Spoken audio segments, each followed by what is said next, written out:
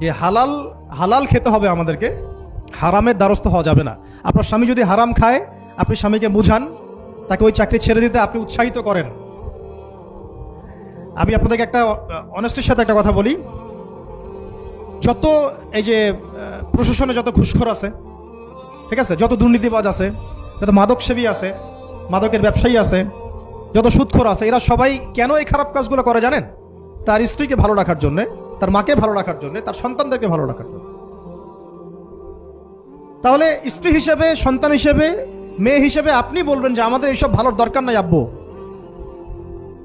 হে আমার প্রিয় স্বামী, আমার এসব ভালোর দরকার নাই, হে আমার ছেলে, আমার এসব ভালোর দরকার নাই, তুই হালাল পথে থাক, ওইখানে তুই আমাকে ডাল ভাত খাওয়া, আমি খুশি আছি। এইভাবে আপনারা তাদেরকে মোটিভেট করেন, দেখবেন সমাজে হারাম কমে গেছে ইনশাআল্লাহ। আর হারাম খাওয়া এই ছেলে মেয়েগুলোও কিন্তু মানুষ হবে না।